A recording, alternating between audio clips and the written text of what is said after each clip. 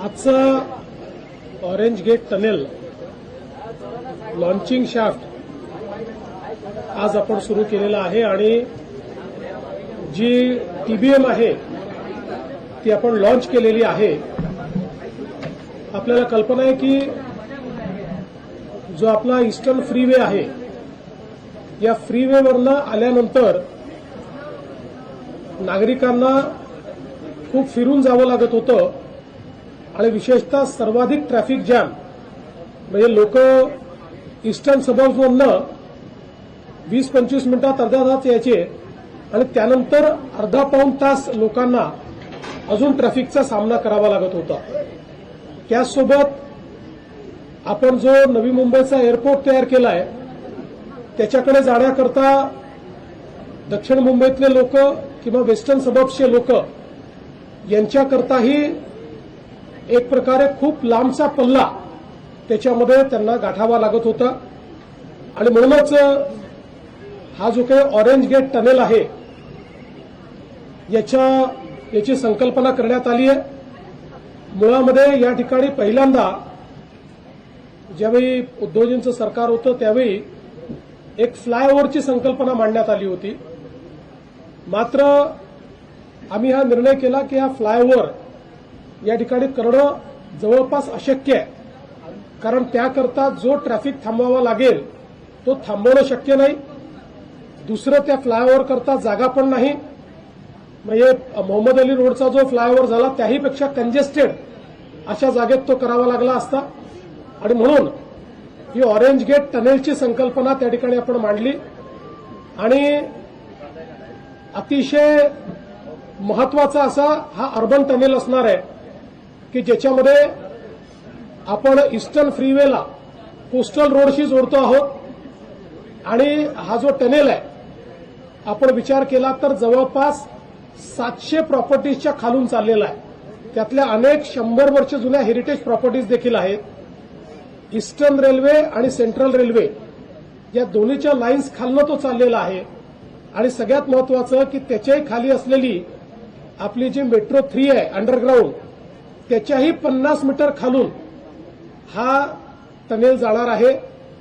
त्याच्यामुळे एक प्रकारे एक ज्याला इंजिनिअरिंग मार्वल म्हणतो अशा पद्धतीचं एक इंजिनिअरिंग मार्वल आपण तयार करतो आहोत आणि त्यासोबत याची जी सगळी लांबी आहे 2 ट्विन बोगदे आहेत। हे ट्विन बोगदे मिळून ती सगळी मिळून 9 किलोमीटर येईल, पण तसे 3-3.5 किलोमीटरचा एक बोगदा हा असेल आणि त्यातनं त्यांना सुरक्षिततेच्या दृष्टीने म्हणजे 2 लेन प्लस 1 इमर्जन्सी लेन अशा प्रकारची त्याची रचना असेल।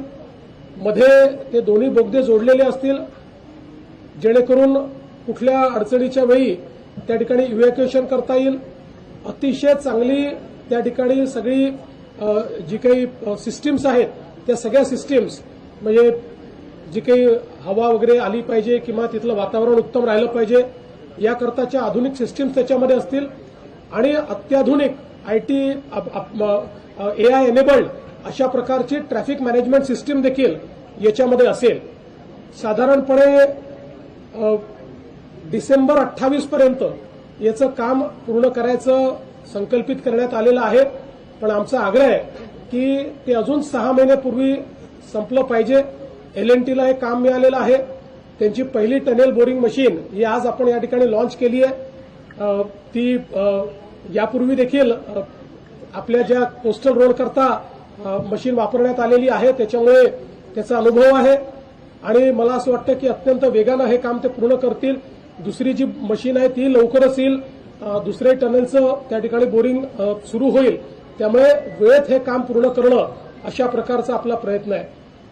खरं म्हणजे मुंबईच्या ट्रॅफिक करता हा एक अत्यंत महत्वाचा एक टप्पा असणार आहे, कारण अगदी जे काही आपले वेस्टर्न सबर्ब्स आहेत तिथल्याही लोकांना न्यू मुंबई एअरपोर्टला जायला आता 2 मार्ग झालेले आहेत। एक ते लोक आपल्या वरळी टू शिवडी जो आपण एक ब्रिज करतो ओव्हरब्रिज ज्याचं काम पुढच्या वर्षी पूर्ण होईल त्याचाही उपयोग करतील आणि पुढच्या काळामध्ये कोस्टल रोडने येऊन या ऑरेंज गेट टनेलचाही ते उपयोग करू शकतील जेणेकरून लवकरात लवकर अगदी कमीत कमी वेळात ते एअरपोर्टपर्यंत पोहोचू शकतील.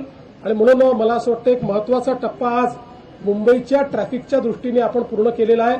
हजारो लोकांचे हजारो तास हे या ठिकाणी आपण वाचवणार आहोत. आणि एमएमआरडीएने याच्यामध्ये जो पुढाकार घेतला त्याबद्दल मी एमएमआरडीएचं देखील मनापासून अभिनंदन करतो. आज हम लोगों ने ऑरेंज गेट टनल इसका जो टनल बोरिंग मशीन है उसका लॉन्च किया हुआ है. हम सभी लोग जानते हैं कि मुंबई में ईस्टर्न फ्रीवे से जब व्यक्ति आता है तो आने के बाद उसको सीएसटीएम से छत्रपति शिवाजी महाराज टर्मिनस से लेकर पूरा घूमकर जाना पड़ता है. बहुत ज्यादा ट्रैफिक जाम होता है. किसी को अगर दक्षिण मुंबई से एयरपोर्ट जाना है, न्यू मुंबई एयरपोर्ट जाना है तो भी काफी घूम के जाना पड़ता है. किसी को वेस्टर्न सबर्ब से जाना है तब भी कई अड़चने हैं. इसके मद्देनजर ये तय किया गया कि जो हमारा ईस्टर्न फ्रीवे है उसको कोस्टल रोड से जोड़ने के लिए एक टनल तैयार किया जाए. ये जो टनल है एक इंजीनियरिंग मार्वल है. करीब 2 टनल मिलाकर ये 9 किलोमीटर का होगा, लेकिन सिंगल स्पैन 3 किलोमीटर का होगा. और इस टनल में ये करीब करीब 700 प्रॉपर्टीज के नीचे से जा रहा है. कई प्रॉपर्टीज उसमें की हेरिटेज प्रॉपर्टीज है. इसके साथ साथ दोनों जो सेंट्रल लाइन और वेस्टर्न लाइन है ये दोनों लाइन्स के नीचे से जा रहा है. और उससे भी नीचे से जो मेट्रो की लाइन 3 जाती है उसके भी 50 मीटर नीचे से ये जाएगा.